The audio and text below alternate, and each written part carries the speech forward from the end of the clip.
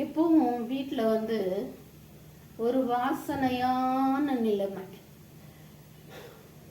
ஒரு ஊதுபத்தி சாம்பிராணி ஏற்றி வச்சுட்டு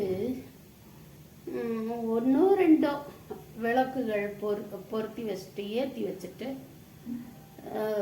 அந்த வாசனை வந்து நம்ம வீட்டில் கமழும்போது நம்ம வீட்டில் அந்த தெய்வ சக்தி இருக்குங்கிறது நம்ம கண்கூடா காணலாம். நான் வந்து பல தடவை அதை உணர்ந்திருக்கேன். சாப்பிட்றனோ இல்லையோ அந்த வேலை செஞ்சிருவேன். அதாவது இளமையும் வயதும் துடிதுடிப்பும் இருந்த நேரத்தில், ஒரு சுறுசுறுப்பும் இருந்த நேரத்தில் அதை நான் கரெக்டாக செஞ்சேன். இப்போ வந்து இப்பவும் ஒன்றும் கெட்டு போகலை. ஆனால் உடல் சரியில்லாததுனால எனக்கு கொஞ்சம் அதெல்லாம் கொஞ்சம் கஷ்டம் இருந்தாலும் வந்து நம்ம வந்து கை கால் சுத்தப்படுத்திக்கிட்டு நம்ம ஏதாவது படிக்கலாம். தெய்வீகம் சம்பந்தப்பட்ட ஏதாவது விஷயங்கள் படிக்கலாம். அப்படி வந்து நான் வந்து ஒரு 30 வயசு இருக்கும்போது வெள்ளிக்கிழமை திருவிளக்கு பூஜை செய்திருவேன். வீட்டில் விளக்கு பூஜை செய்வேன். அப்போ வந்து என்னால் முடிந்த பொருட்களை சேகரித்து ஒரு உதிரிப்பூ, அப்புறம் வீட்டிலையே நிறைய செம்பருத்தி எல்லாம் பூக்கும். அதெல்லாம் படங்களுக்கு தெய்வ படங்களுக்கு வைக்கும்போது ரொம்ப அழகாக இருக்கும். அதெல்லாம் பறித்து வைக்கிறது. அப்புறம் திருவிளக்கு பூஜை செய்து அதுக்கு முன்னாடி உட்காந்து தெய்வீக பாடல்கள் பாடுறது, அம்பாளை பாடுறது. அதெல்லாம் அம்பாள் பாடல்கள் மட்டும் இல்லாமல் நான் வந்து பூஜையெல்லாம் முடித்த பிறகு கந்த சஷ்டி கவசம் தவறாமல் படிப்பேன். கந்த சஷ்டி கவசம் அந்த வரிகள் இருக்கு பார்த்தீங்களா, தேளும் பாம்பும் அப்படின்னு வரும் பார்த்தீங்களா, அதெல்லாம் பொய் இல்லை. ஒரு தரம் வந்து என் பையன் வந்து வெளி கேட்டில் கேட் வச்சுக்கிட்டு எதையோ வேடிக்கை பார்த்துக்கிட்டு எதோ நின்றுக்கிட்டு இருக்கும்போது என்னமோ அவனுக்கு நான் உணர்ந்துருக்கான். அப்போ வேகம் வந்து என்கிட்ட, அம்மா என் காலை உரசிக்கிட்டு எதுவோ போச்சு, அதை பார்த்துருக்கான் அவன். என் காலை உரசிக்கிட்டு எதுவோ போச்சுமா, ஆனால் அது என்னன்னு தெரியலன்னா உடனே நான் கூடவே ஓடி போய் பார்த்தேன். நான் பார்க்கும்போது நம்மளோட அரவம் கேட்டு டக்குன்னு அது என்ன செஞ்சதுன்னா, ஒரு சின்ன குழி இருந்தது, அதுக்குள்ளே டக்கு இறங்கிருச்சு. ஆனால் நான் பார்த்தேன். அது என்னன்னு பார்த்தீங்கன்னா, தேலை விட விஷமான நட்டுவாக்களின்னு சொல்லுவாங்க. அது எப்படின்னு பாருங்க, கால் இப்படி இருக்குன்னா காலை அப்படி உரசிக்கிட்டு போயிருக்கு. அந்த ஐயனுடைய பாடல்களை பாடினதுக்கான பலன் அது. என் பையனுக்கு அது என்னன்னு கூட தெரியல. அப்போ வந்து நான் வந்து அது ஒன்றும் செய்யாமல் போயிடுச்சு. ஆனால் திரும்ப அது வெளியே வரும், வீட்டுக்குள்ளே வரும். அதனால அந்த மனித மனமானது ஒரு பயத்துக்கு ஆட்பட்டு என் பையனை அங்கேயே இருக்க சொல்லிட்டு, சத்தம் இல்லாமல் அதுக்கு வேற போக்கிடம் இல்லை, வெளியே தான் வரும். அப்போ அந்த பக்கத்தில் இருக்கிற கடையில் இருக்கிறவங்ககிட்டையும் நான் சொல்கிறேன், வெல்டிங் ஷாப் இருந்துச்சு, அவங்ககிட்டையும் சொல்கிறேன், கொஞ்சம் தம்பி கூப்பிட்டதும் அதை வந்து பார்த்து அடிச்சிருங்கப்பான்னு. அதே மாதிரி கொஞ்ச நேரத்தில் அது வெளியே வந்துருச்சு. அது நமக்கு எதுவுமே செய்யலை. ஆனாலும் நம்ம வந்து அதை இந்த உலகத்தில் இல்லாமல் ஆக்கிட்டோம். தப்பு தான், இருந்தாலும் ஒரு பயம்.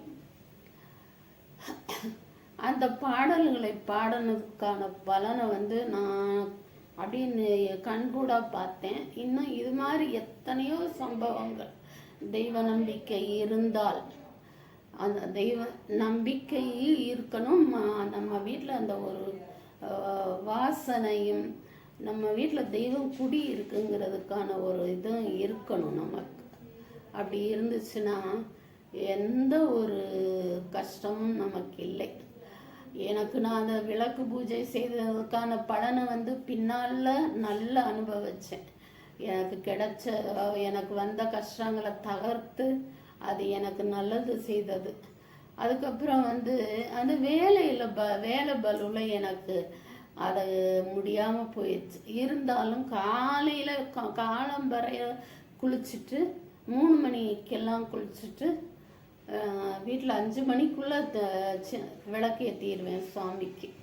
இப்போ இங்கே பார்த்தீங்கன்னாக்கா காலையில் எழுந்திரிச்சதும் வாசல் தெளித்து 2 விளக்கு வாசலில் ஏற்றி வைக்கணுங்கிறாங்க. இந்த பக்கமும் இந்த பக்கம் நிறைய வீடுகளில் அப்படி செய்கிறாங்க.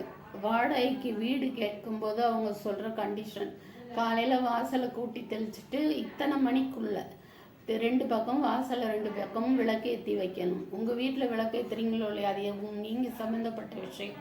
வாசலில் விளக்கேற்றி வைக்கணும்னு சொல்கிறாங்க. அப்படிலாம் கூட இருக்குது.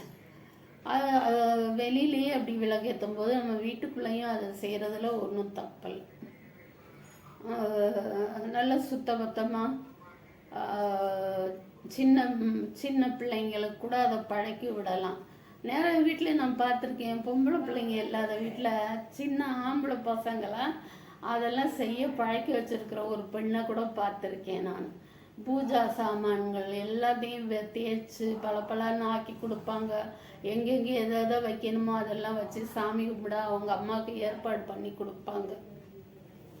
அந்த மாதிரி இருக்குது. இப்போ வந்து வேல்மாறல்னு ஒரு மகாமந்திரம், வேல்மாறல்னு ஒரு மகாமந்திரம் நான் ஒரே ஒரு தரம் தான் கேட்டேன். அது கூட எப்படின்னு கேட்டிங்கன்னா, நமக்கு தூக்கம் வந்து எப்போ வரும்னு சொல்லவே முடியாது.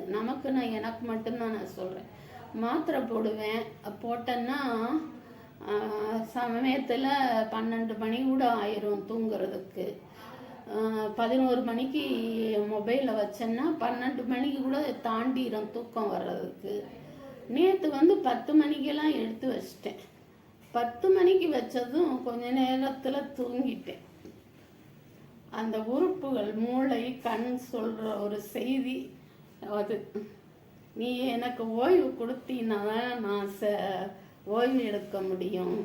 நீ எனக்கு வேலை கொடுத்துக்கிட்டே இருக்கும்போது நான் எப்படி ஓய்வு எடுக்க முடியும் அப்படிங்கிற மாதிரி. சரி,